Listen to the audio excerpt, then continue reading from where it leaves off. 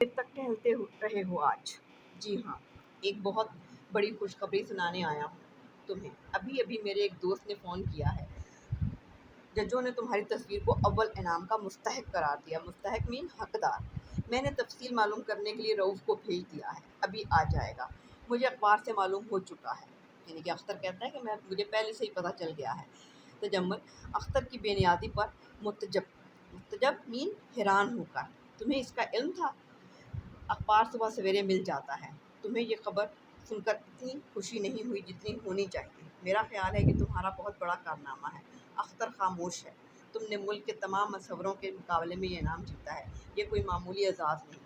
میں نے اس خوشی پر آج شام چائے کا اہتمام کیا ہے۔ ٹھیک ہے اسٹوڈنٹس، صفحہ نمبر 59 پہ اب آپ نے آنا ہے۔ اہتمام کیا ہے مین انتظام کیا ہے۔ تمہیں مبارکباد دینے شہر کے معززین آ رہے ہیں۔ معززین مین بڑے عزت دار لوگ۔ سنا ہے تم نے؟ اختر خاموش ہے، یعنی کہ وہ اس کی بات سن کر خاموش ہو جاتا ہے۔ کیا کہا؟ کچھ نہیں، کچھ نہیں۔ اختر کے چہرے کو غور سے دیکھ کر، شاید بابا نے غلط نہیں کہا تھا۔ معلوم ہے اس نے کیا کہا تھا؟ جی نہیں، اس نے کہا تھا مسکرا کر، ہمارے مصور کے ساتھ کچھ گڑبڑ ہے ان دنوں۔ تمہارا کیا خیال ہے اپنا؟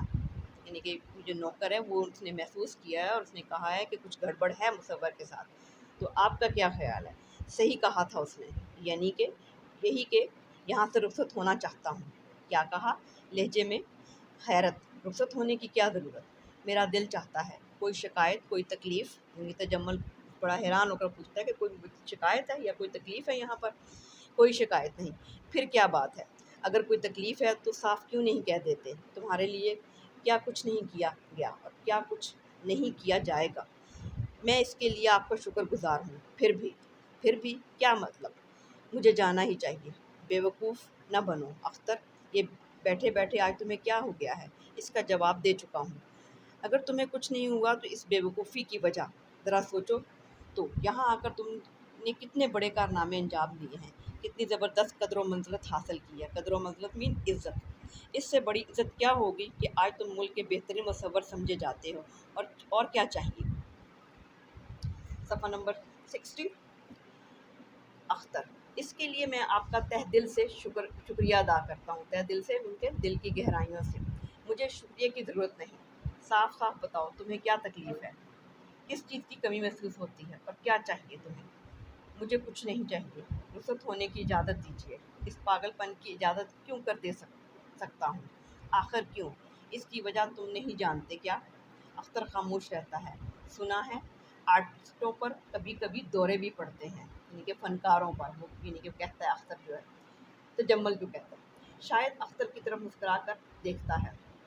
اختر کا چہرہ بدستور سنجیدہ ہے۔ کچھ اس قسم کی بات معلوم ہوتی ہے۔ مجھے مجبور نہ کیجیے۔ کیا حماقت ہے؟ حماقت مین بے وقوفی۔ ایک شخص کو دلدل سے نکالا جاتا ہے اور جب وہ کامیاب ہو جاتا ہے تو پھر اسی دلدل میں چھلانگ لگانے کی پر آمادہ ہو جاتا ہے۔ یعنی وہ کہتا ہے کہ میں تمہیں ایک غریب سے، تم مصور تھے، میں تمہیں اٹھا کر اپنے گھر لایا اور تمہیں عزت دلوائی، لیکن اب تم اس میں دوبارہ واپس جانا چاہتے ہو۔ میرے فن کی بہتری اسی میں ہے کہ یہاں سے چلا جاؤں۔ فن کی بات کرتے ہو، یہاں آنے سے پہلے بھی تمہارے پاس فن تھا اور آج بھی ہے، مگر دونوں میں کتنا فرق ہے تم خود نہیں جانتے یہ فرق۔ کیا آپ سمجھتے ہیں کہ میں آپ کا شکر گزار نہیں ہوں؟ اختر، فرمائیے۔ اگر تم سنجیدگی سے یہ بات کر رہے ہو تو سن لو، میں تمہیں جانے کی اجازت نہیں دے سکتا۔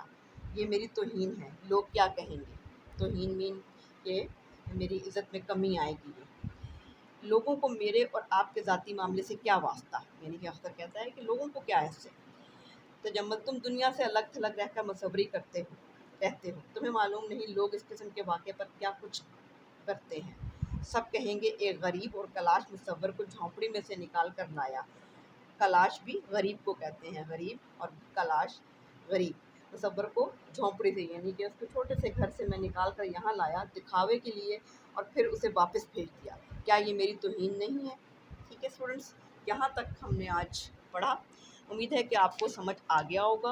آپ نے اس کو اچھے طریقے سے دوبارہ پڑھنا ہے، 2-3 دفعہ پڑھیں گے تو پھر آپ کو بہت زیادہ اچھے طریقے سے سمجھ آئے گا۔ اس کو خلاصے کے طور پر تیار کیجیے گا، تو انشاءاللہ اگلی ویڈیو میں اگلے سبق کی طرف آئیں گے۔ شکریہ۔